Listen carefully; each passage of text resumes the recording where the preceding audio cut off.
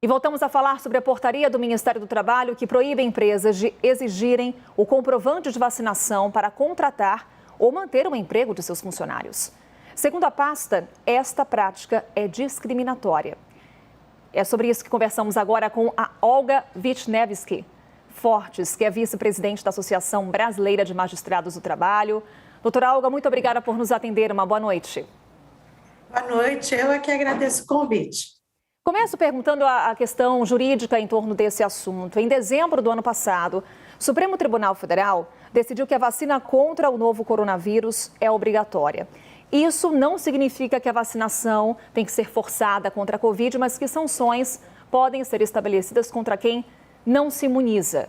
Daí a minha pergunta, essa decisão fere a determinação do STF e, portanto, é frágil do ponto de vista legal?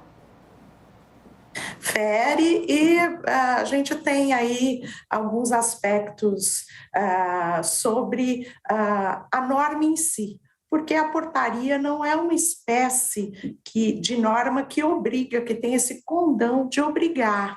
A portaria é um ato administrativo, normalmente interno, e a portaria não restringe direitos ou cria obrigações. Então, o ato normativo em si não tem esse condão de obrigar. Além de ferir o que já foi decidido na ADI 6586, que foi exatamente no sentido que foi dito agora, no sentido de diferenciar o que é compulsório do que é forçado, também fere o princípio da legalidade e o da reserva legal. Então, essa norma realmente não tem esse condão de obrigar, de criar ou restringir direitos. E lá na ADI ficou claro que é possível ter a vacinação como compulsória, mas respeitado o direito individual de não forçar o indivíduo a se vacinar contra a sua vontade e também tendo em vista eventuais restrições de saúde que a pessoa possa ter em relação à vacina. A diferença entre o compulsório e o forçado é que se respeita o direito individual, mas se cria aí a possibilidade de indiretamente criar espécies de restrições à entrada em determinados locais. É possível que isso ocorra. Então, pelo que foi já decidido na ADI, é possível sim que se exija em determinadas circunstâncias, se exija sim, o empregador exija do empregado o comprovante de vacinação.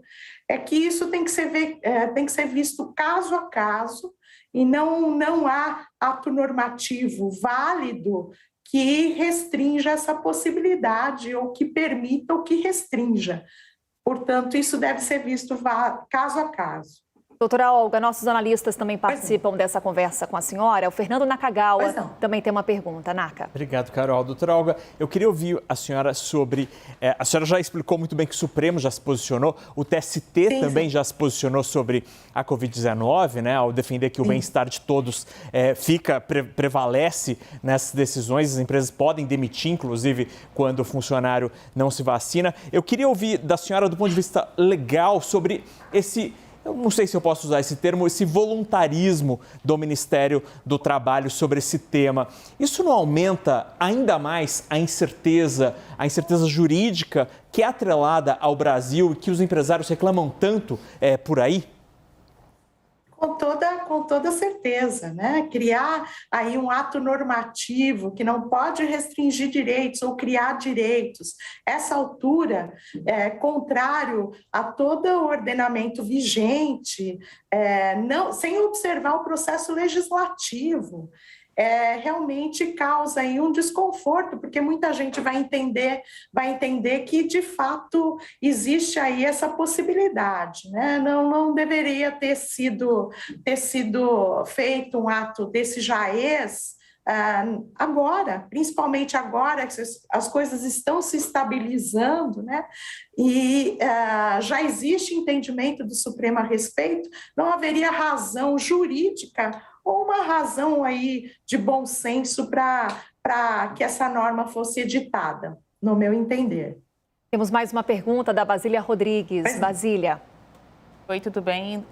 Doutora, olha só, ao longo do tempo, várias das minhas entrevistas com magistrados do trabalho, esses magistrados explicam que a jurisprudência do trabalho vem com o tempo, ao longo do tempo das decisões de primeira e segunda instância, e daí a gente decide quem está com a razão, né? Se é o empregador ou o empregado. Neste caso, qual o direito que tem esses funcionários, como a gente acompanhou hoje, notícias que demos aqui na CNN, empregados de companhias aéreas e outras empresas que estão na iminência de serem demitidos porque não se vacinaram. Essas pessoas têm algum direito perante a Justiça do Trabalho? Veja, o judiciário está aí para apreciar todo tipo de demanda. Estamos aí para isso. O que há é que tem que ser visto caso a caso, porque há hipóteses em que a empresa já definiu através de cursos, já explicou a questão da vacinação, da compulsoriedade da vacinação, já deu oportunidade para que isso ocorresse, e a própria espécie, a própria natureza de serviço exige que a pessoa esteja vacinada. E, portanto, neste caso, e depois de tomadas algumas providências da empresa, seria, em tese, possível uma dispensa por justa causa, segundo o MPT entende, tá? O Ministério Público do Trabalho assim entende. Existem outras situações e outras correntes. Existe aqui, entende que se existe o direito individual de dizer não, né? Não poderia ter o meu direito ao trabalho restrito e, portanto, aí, se o empregador quer que eu me vacine e eu não quero ser vacinado, há que se respeitar o meu direito e, portanto, a dispensa seria sem justa causa. Isso está garantido aí, é o direito potestativo de rompimento do contrato sem justa causa.